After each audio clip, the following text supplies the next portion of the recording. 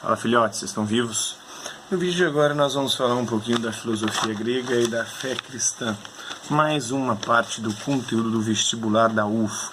Então, nesse eixo temático filosofia grega e fé cristã, nós vamos procurar mostrar aos estudantes, e as questões vão abordar isso, os problemas postos à tradição filosófica pelos pressupostos da fé cristã. Será que são compatíveis ou incompatíveis? A matriz de uma cultura que se convencionou chamar de Idade Média Latina, dominante entre os séculos V e XV de nossa era, ou da era cristã. Esse encontro entre a filosofia e a fé cristã dá-se, no entanto, em diversos estágios, que podem ser sintetizados em dois grandes períodos: a patrística, dos padres da igreja, dos patriarcas da fé cristã, e a escolástica, no momento de criação das escolas, em especial a partir de Carlos Magno e da fundação das primeiras escolas e depois das primeiras universidades, onde vai se desenvolver a filosofia mais madura, ou a filosofia mais desenvolvida do medievo. Então, o primeiro momento ele é dominado pelo pensamento de Santo Agostinho, de Agostinho de Hipona, e é de tendência platônica e neoplatônica. Já o segundo é subdividido em dois períodos. Tem a discussão do problema dos universais, que é um problema ainda platônico, da questão das ideias, qual que é a relação entre as palavras e as coisas, em que se destaca o realismo, que diz que a palavra é a coisa, então ela é real. Se eu digo, por exemplo, cachorro, essa palavra ela identifica, ela é real, identifica o ser cachorro.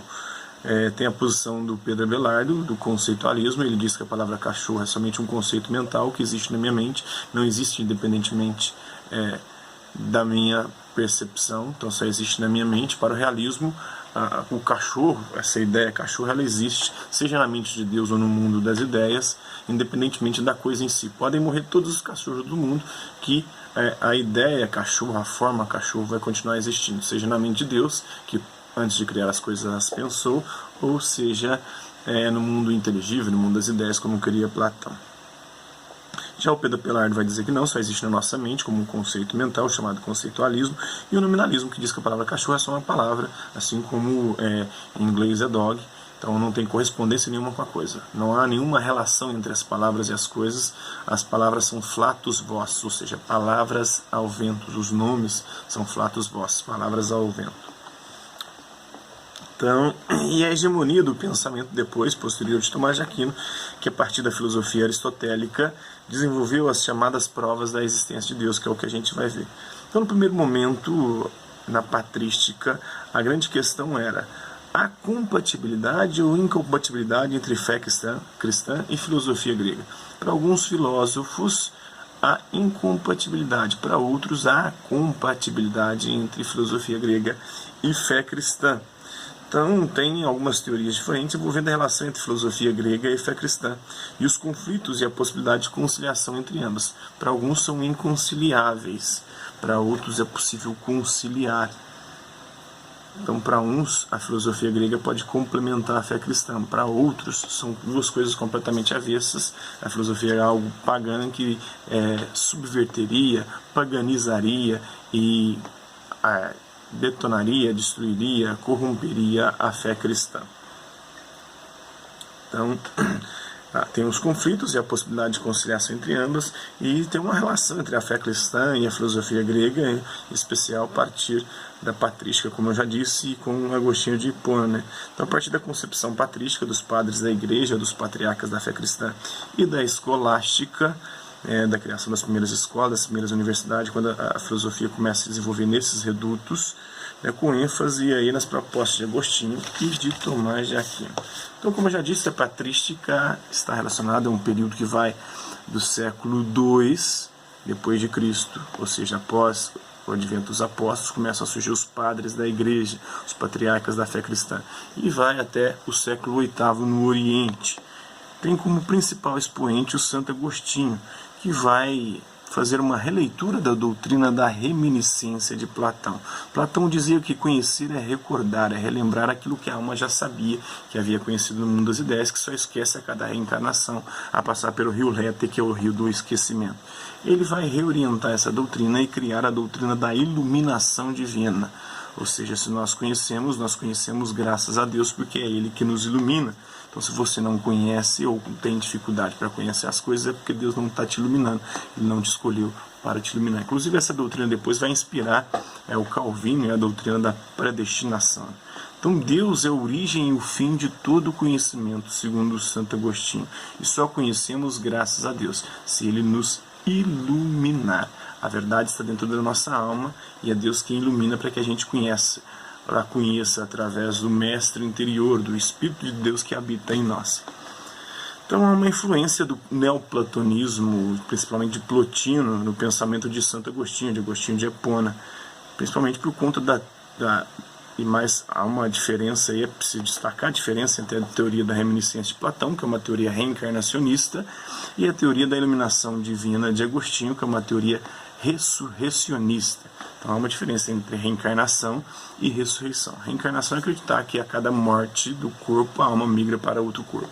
Já a ressurreição diz que depois da nossa morte, o nosso corpo vai aguardar a volta gloriosa de Jesus para que Ele possa ressuscitar-nos no dia do juízo final. Então essa é a concepção. A doutrina da iluminação está mais amparada nisso, por isso ele vai reorientar, ressignificar essa teoria de Platão, mas vai continuar com o dualismo corpo e alma platônico, né? Então Agostinho considera a filosofia grega um instrumento extremamente útil para a fé cristã, pois a primeira ajuda a compreender melhor as verdades da fé. Então a filosofia grega ela ajuda a gente a compreender as verdades da fé cristã.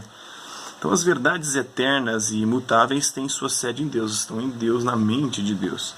Assim sendo, as mesmas só podem ser alcançadas pela iluminação divina. Só Ele pode nos iluminar para conhecê-las. Deus é uma realidade exterior, é transcendente, mas ao mesmo tempo ele é imanente porque Ele atua sobre o nosso mundo, em especial através dos milagres. Mas Ele habita o nosso interior também, através do Mestre interior, com o seu Espírito, que Ele nos enviou após a ressurreição, o Espírito Santo de Deus. Então, é esse Espírito de Deus, esse Mestre interior, quem revela para a gente o conhecimento verdadeiro. Então a verdade não pode ser ensinada pelos homens, mas somente pelo Mestre interior, iluminado por Deus. É uma iluminação. Essa é a teoria da iluminação de Santo Agostinho. Já a escolástica, como eu disse, é um período que começa com Carlos Magno, a partir do momento da criação das primeiras escolas, e com essa criação das primeiras escolas e depois das primeiras universidades, é nesses centros onde vai se desenvolver a filosofia. Então, nesse período, primeiro ocorre o problema dos universais, que é o problema da relação entre as palavras e as coisas. Qual que é a relação entre as palavras e as coisas? A palavra é a coisa e existe independentemente da coisa real. A palavra é só um conceito mental, uma abstração que a gente faz da coisa e aquilo passa a existir na nossa mente. Uma palavra é só flatus vocis, é um nome sem relação alguma com uma coisa. A posição realista diz que o nome é real, a palavra é real e existe independentemente da coisa. Se todos os seres humanos desaparecessem, o ser humano, a ideia de ser humano, que é real, ela continuaria existindo na mente de Deus ou no mundo das ideias, no mundo inteligível. Já a posição de Pedro Abelard vai dizer que essa palavra, ser humano, é só um conceito mental que a gente abstrai quando conhece cada ser humano. A gente abstrai e esse conceito passa a habitar a nossa mente. O Pedro Abelardo, que naquela época os professores, os filósofos, eles eram obrigados a fazer voto de castidade. Ele fez voto de castidade, mas acabou tendo um caso com a sua aluna Heloísa e depois, por conta disso, ele acabou se castrando. Era muito comum entre os cristãos essa prática de castrar-se como castigo. O próprio Orígenes se castra por conta do onanismo, da punheta, para parar de bater punheta e assim poder servir melhor a Deus. A posição nominalista vai dizer que a palavra é só um nome, não tem relação nenhuma com a coisa, tanto que muda de uma cultura, de um povo para o outro, de um idioma para o outro. Então a palavra, o nome não tem relação nenhuma com a coisa, só flatus vocis, palavras ao vento, ou seja, flatulência, igual peido. Então esse é o debate em torno da questão dos universais e caracteriza-se como um momento de reflexão filosófica, reflexão filosófica sobre a existência ou não de conceitos universais. Esses conceitos universais, esses nomes, essas palavras, elas existem em si, elas existem na mente, ou elas existem somente enquanto nomes, enquanto palavras. Então o ponto central dessa discussão é saber se os universais são realidades, ou coisas que existem por si e em si mesmas, ou se são apenas entidades mentais que existem na nossa mente, ou ainda se os universais existem nas coisas, ou separadas delas, ou são somente palavras ao vento. Então as correntes em debates, já citadas, o realismo, que diz que o conceito universal ele é real, existe independentemente das coisas. O Pedro Belardo, que vai dizer que não é um conceito mental que existe na nossa mente, porque a gente abstrai das coisas a ideia que passa a habitar a nossa mente. E o nominalismo vai dizer que não é só um nome, não tem nenhuma relação com a coisa, o conceito universal. Então o realismo apresenta a opinião de que o mundo exterior é tal qual nós o compreendemos. Eu conheço a realidade tal como ela é, por meio de nossos conceitos universais, ou seja, considera que os universais são entidades reais, que existem por si mesmas e separadas das coisas exteriores, seja na mente de Deus ou seja no mundo das ideias. Essa corrente é muito influenciada pela filosofia de Platão e também de Santo Agostinho, que também dizia que as ideias existiam na mente de Deus. O Agostinho que aventa essa posição, essa versão do realismo. Já os nominalistas defendem a ideia de que os universais não existem independentemente das coisas. Os universais são apenas palavras ao vento, palavras sem existência real, ou apenas conceitos produzidos pela razão para referir-se a elas, ou seja, consideram nossos conceitos como ficções úteis. Serve para quê? Para diferenciar as coisas, mas não tem nenhuma relação entre as coisas. Então são ficções úteis que nos permitem uma compreensão da realidade, sem nos dar certeza nenhuma sobre ela ou de como ela é realmente. Já a posição de Pedro Belardo diferencia-se do realismo, pois que os universais sejam entidades metafísicas, que é a tese defendida pelo realismo, ou seja, que existe independentemente das coisas, no mundo metafísico, no mundo além desse, seja na mente de Deus, ou no mundo inteligível, no mundo das ideias, mas não identifica com o nominalismo também, pois para Belardo os universais existem como entidades mentais, são seres que estão na nossa mente, são ideias, que fazem a mediação entre o mundo do pensamento e o mundo do ser, o mundo das coisas, portanto não podem ser apenas palavras, como pregavam os nominalistas. E agora vamos falar do Tomás de Aquino e a sua teoria da abstração. A teoria da abstração diz que nós conhecemos as coisas abstraindo. Então como é que eu conheço o celular? Se eu nunca vi um celular, eu vejo um celular, eu abstraio essa ideia que passa a habitar a minha mente. Ele vai fazer uma mescla entre a teoria dos universais, as três, na verdade entre o realismo e o conceitualismo. Então essa é a relação que se estabelece entre o intelecto e a realidade sensível. O intelecto abstrai da realidade sensível as ideias, os conceitos, o conhecimento sobre a realidade que passa a existir na nossa mente. Ele fala também das provas da existência de Deus, que são 5, a prova do primeiro motor, da causa eficiente, do ser necessário, do ser contingente e dos graus de perfeição e da finalidade do ser. São as 5 provas da existência de Deus. Então o trabalho da razão humana como compatível com a crença nos dogmas da fé, é o que acreditava Tomás de Aquino. Filosofia e teologia são ciências distintas, porém não excludentes, são complementares, são como 2 asas a guiar o ser humano. Se fosse só uma, o homem ficaria, ou não conseguiria alçar voo. Então Tomás de Aquino trabalha para conciliar a filosofia de Aristóteles, diferentemente de Agostinho, que trabalhou para conciliar a filosofia de Platão com o cristianismo. Ele trabalha para conciliar a filosofia de Aristóteles com a religião, com a fé cristã, embora ele mantenha a supremacia da fé em relação à razão. A ratio antilla fide, ou seja, a razão é uma serva da fé. Então, quando houver incompatibilidade entre as 2 verdades, a da fé deve, entre as verdades de fé e de razão, a da fé deve prevalecer. Apresentar, então, sumariamente o caráter abstrativo do conhecimento tomista consiste em abstrair do objeto a espécie inteligível, a ideia, o conceito, abstrair o universal do particular. Vendo esse celular, eu abstraio o que ele é e a partir de então posso reconhecer qualquer outro celular, porque eu abstraí a ideia de celular. Então essa é a teoria da abstração, que é oriunda, inclusive, de Aristóteles, Da abstração universal do particular, a espécie inteligível das imagens singulares. Então Tomás de Aquino recorreu à teoria aristotélica da abstração. A razão tem como ponto de partida a realidade sensível, pois cada ente, substância individual, traz a sua forma inteligível, que é a forma da espécie. Então ele tem as chamadas provas da existência de Deus, que sempre parte dos dados sensíveis e procura ultrapassá-los pelo esforço da abstração, culminando numa metafísica. Então vamos falar sobre as provas da existência de Deus mais específico agora. Então outro aspecto importante da filosofia tomista são suas provas da existência de Deus. Em um de seus mais famosos livros, A Suma Teológica, A Suma de Teologia, Tomás de Aquino propõe 5 vias como provas fundamentadas na existência do mundo e na experiência sensível, ou seja, as provas são a posteriori, não a priori, não a princípio, como argumento ontológico de Santo Anselmo. A ideia básica é a de que, se existe o efeito, ou seja, o mundo, existe a causa, um ser transcendente que só poderia ser Deus. A primeira prova é a prova do primeiro motor. Tudo aquilo que se move é movido por outro ser. Esse outro ser, por sua vez, para se mover, necessita também ser movido por outro ser. E assim sucessivamente. Se não houvesse um primeiro ser movente, cairíamos em um processo híbrido. Logo, conclui Tomás de Aquino, é necessário chegar a um primeiro ser movente, um primeiro motor, que não seja movido por nenhum outro, que seja o motor, o primeiro motor que move todas as coisas. Esse ser só pode ser Deus, segundo Tomás de Aquino. A segunda prova da existência de Deus é a prova da causa eficiente. Tudo que existe foi feito por alguém. Então todas as coisas existentes do mundo não possuem em si a sua causa eficiente, ou a causa eficiente de suas existências. Então elas devem ser consideradas efeitos de alguma outra causa. Tomás de Aquino afirma ser impossível remontar indefinidamente ou infinitamente a procura das causas eficientes.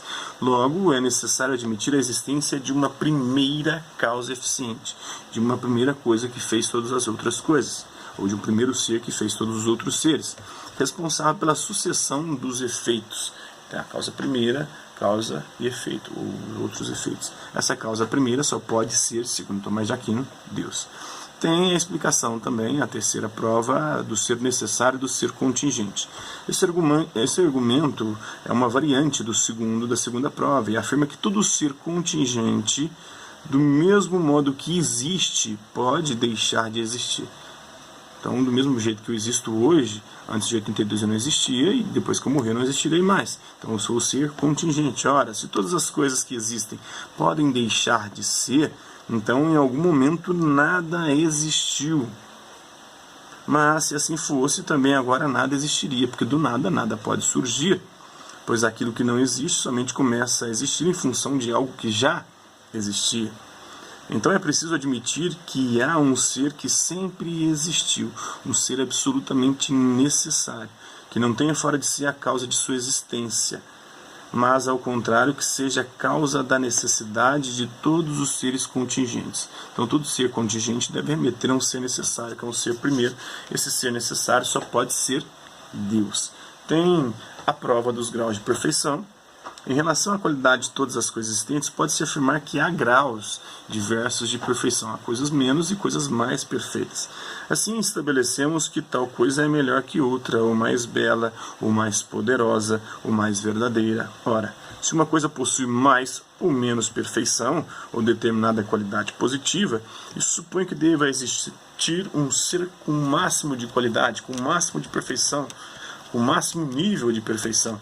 Então devemos admitir então que existe um ser com o máximo de bondade, com o máximo de beleza, com o máximo de poder, com o máximo de verdade, sendo portanto um ser máximo e pleno, perfeito, completo, absoluto. Esse ser só pode ser Deus.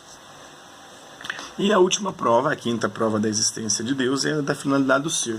Todas as coisas brutas que não possuem inteligência própria existem na natureza cumprindo uma função, um objetivo, uma finalidade, tal como a flecha lançada pelo arqueiro. A finalidade é atingir o alvo. Então devemos admitir então que existe algum ser inteligente que dirige todas as coisas da natureza, para que elas cumpram o seu objetivo. A finalidade de tudo que existe seria glorificar o seu Criador, ou seja, glorificar a Deus. Deus é um narcisista que criou todas as coisas para pagar pau para ele. Esse ser só pode ser Deus, essa é a prova da finalidade, né? Assim como Tomás de Aquino buscou provar a existência de Deus, o Deus cristãos, vários outros pensadores também tentaram demonstrar em suas metafísicas, seu estudo daquilo que está além do mundo físico ou do ser, a necessidade racional de haver uma realidade criadora ou fundadora de tudo o que existe. seria um deus dos filósofos, da ordem da racionalidade. Isso foi criado séculos depois, né? O pintor William Blake acabou buscando retratar isso de forma crítica, essa concepção de Deus como um Deus racional. Depois o Pascal vai criticar, dizendo que esse Deus racional dos filósofos não é um Deus verdadeiro. O Deus verdadeiro é aquele que fala a linguagem do coração. Nas últimas décadas, deparando com a complexa engenhosidade da natureza e do cosmos, diversos cientistas, físicos, químicos, biólogos, etc., têm colocado em dúvida, cada um a seu modo, o entendimento predominante no mundo da ciência de que o universo e toda a vida são resultado de um acaso materialista. E aí surgiu a doutrina, por exemplo, do design inteligente. Haveria uma inteligência, consciência ou intencionalidade por detrás de tudo que existe? Ou não? É tudo mesmo obra do acaso? Esse é um questionamento que surge. Bom, isso aí é um pouco da filosofia medieval, dessa relação entre a filosofia grega e a fé cristã do vestibular da UF. Espero que vocês tenham gostado do vídeo. Quem curtiu, dá um like. Quem não curtiu, dá um dislike. Quem se interessar pelo conteúdo do canal, é só se inscrever, ativar o sininho e aguardar os próximos vídeos e as próximas notificações. É isso aí. Hasta la vista, babies, e até a próxima.